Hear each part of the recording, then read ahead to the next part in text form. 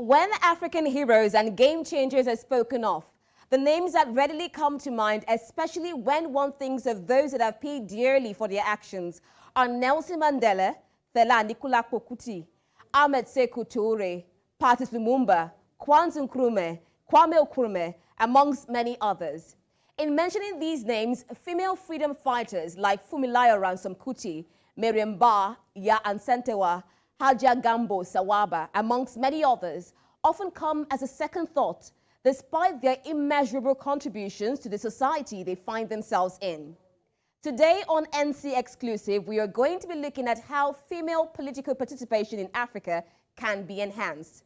Joining us on NC Exclusive is an advocate for women's and girls' empowerment and a member of parliament in Tanzania, Nusrat Hanje. Thank you so much for joining us on NC Exclusive. Thank you. With your position, could you please share your experience as an advocate for women and girls in Tanzania? Okay, so happy Africa Day. In East Africa, we say habari gani Afrika, na furaha sana in Swahili, furaha sana kwa siku ya Afrika. Yes, as you introduced me, I'm a member of Parliament, Special Seats, Youth, Tanzania. Tanzania, we call it the land of Kilimanjaro, Serengeti, and Zanzibar. The land of female president in East Africa, Mama Samia Suluhu Hassan. A new president, female president in power. And for us as women in politics, it's a huge, huge achievement. So, talking about women in politics in East Africa. What has your experience? What has been your experience as an advocate for women and girls in Tanzania? Yeah, my experience is right now we are talking about the progress our leaders. We had leaders who were first before us in positions in politics in Tanzania, and now we are at least moving. We are progressing. And we have few achievements we achieved as women in politics. Even the number in political positions in Tanzania is increasing as time to time. Right now we have a Speaker of the National Assembly, a female Speaker of the National Assembly, and also female President, as I mentioned before, and also the number of women in representation, including the National Assembly, where I'm representing. Also the appointments of the government, including the district commissioners, the number is increasing at large, and we are hoping to see the number increase more and more at a few years to come. We're happy to hear about these numbers. I want you to talk specifically in what ways you as a member of parliament have worked towards enhancing women's political participation in Africa. Oftentimes in Africa, we see women shy away from politics. In Tanzania, as a member of parliament, what are the ways you've been able to advocate to encourage women to participate in politics? Yeah, of course, we have a different kind of political participation because we have political parties, and we don't have we don't have private candidates. We have political parties whereby we have women wing in political parties, and we also have youth wing in political parties, and we have elder wing. So in our party, there have been special seats for women participating in politics. So the numbers we are talking about, now we are talking about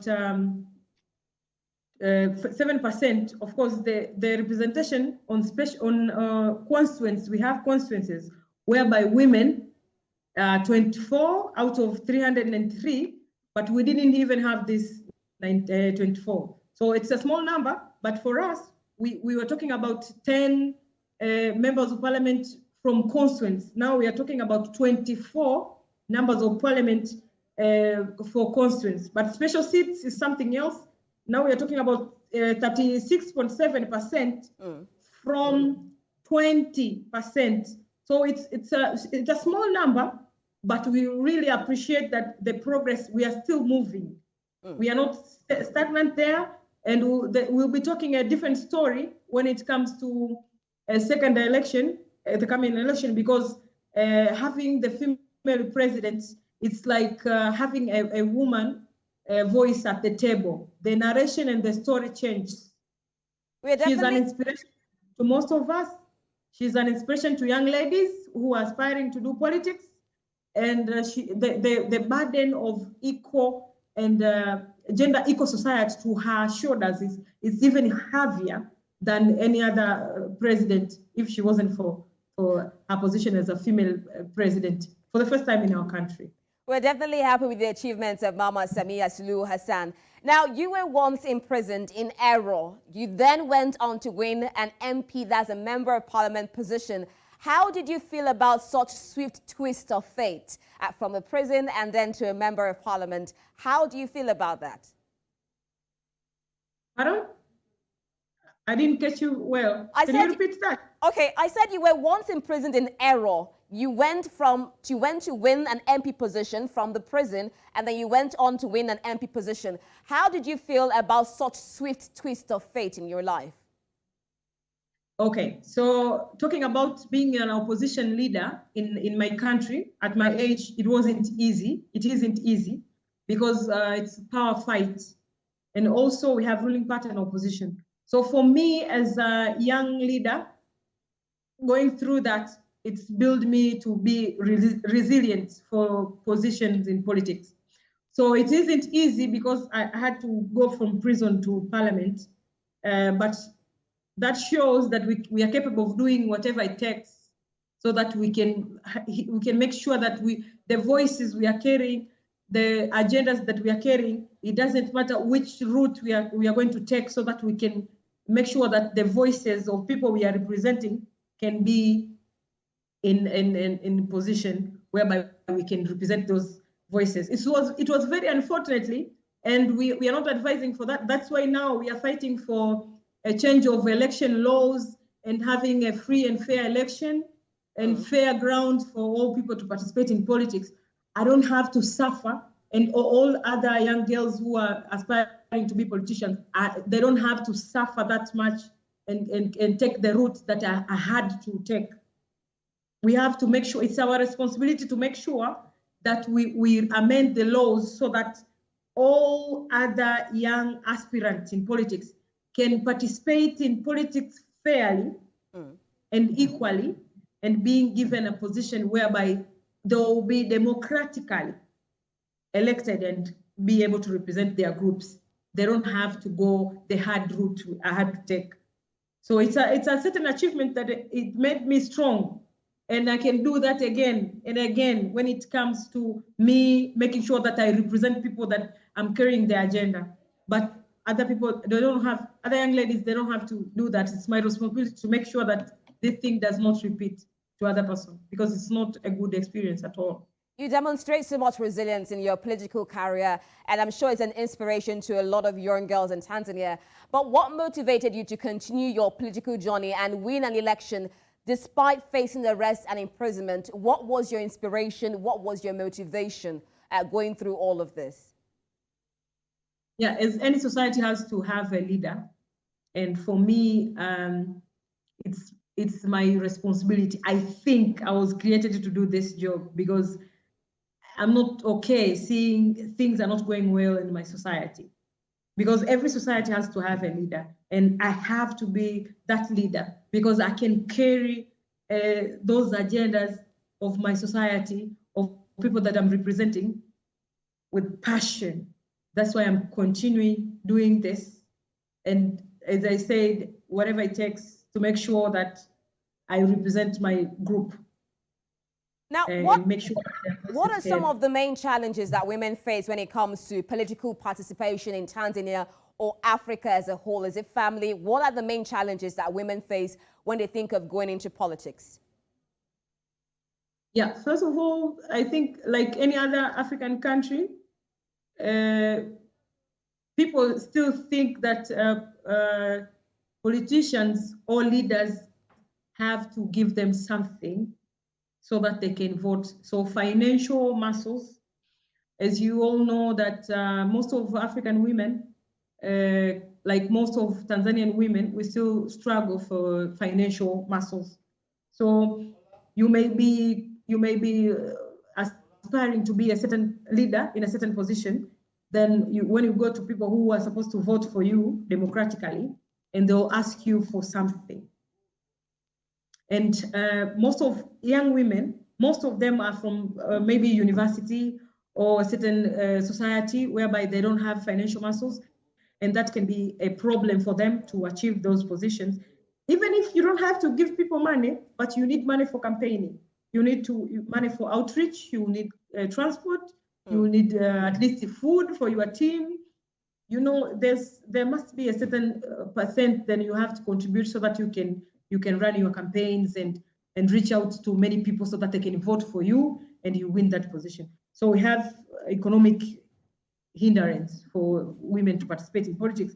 Also, people think that leadership are for men. Leadership positions are for men.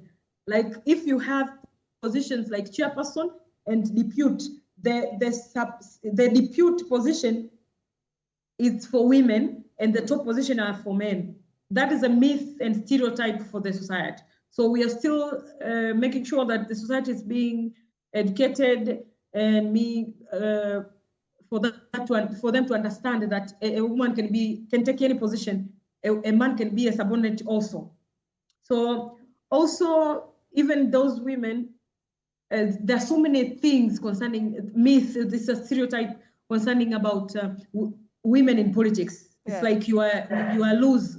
You are like you are not. You don't have moralities when you are doing politics, because maybe you have to have a relationship with a certain top leader, a top party leader, so that you can be given a certain position. It's not all about that, and it's a very safe place. We just have to keep on showing up and stand your ground.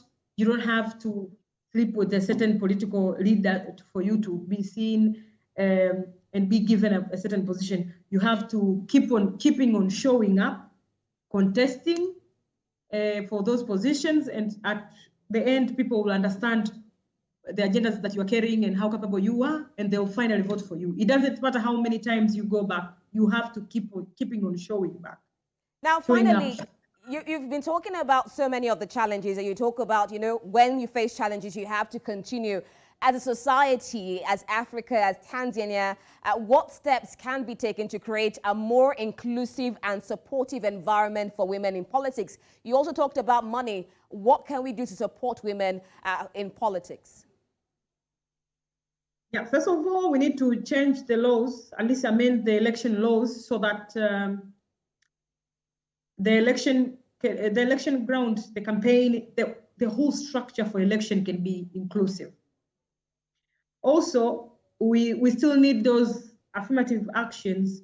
We can just put them like maybe special seats. For our country, we have special seats like affirmative action, so that we can capacitate women financially and politically, so that we can capacitate them. After you have been given special seats, maybe one term, then after some time, we are expecting that you will be strong in terms of politics. You put a foundation for your political bloc, and then you have financial muscles. Then you keep on running, and then you will run for the constituents. Those are affirmative actions. We have different types of ways we put women in parliament or women in decision-making organizations. But also, if we put free and fair election, then women won't be forced to go through like what I did, because I had to be captured, to put through so many things. Like I was captured like 3 times, went to prison, and bouncing back, and then go back to my position, and then now I am here. So when you put free and fair electoral commissions, we talk about fair ground. When we amend the constitution and put the special seats for women and for youth, then the women will compete by themselves, and the youth will compete by themselves, so that after some time you have full representation, inclusive representation for women and youth and all groups, including people with disabilities. Thank you so much for joining us at NC Exclusive. It's been an absolute pleasure discussing with you and talking about ways to enhance women participation in politics in Africa. Thank you for joining us on NC Exclusive. Okay, thank you. It's been an absolute pleasure with Member of Parliament in Tanzania, Nusrat Hanje. But there is no gainsaying that women and girls have to face several hurdles to achieve their dreams in a typical African society.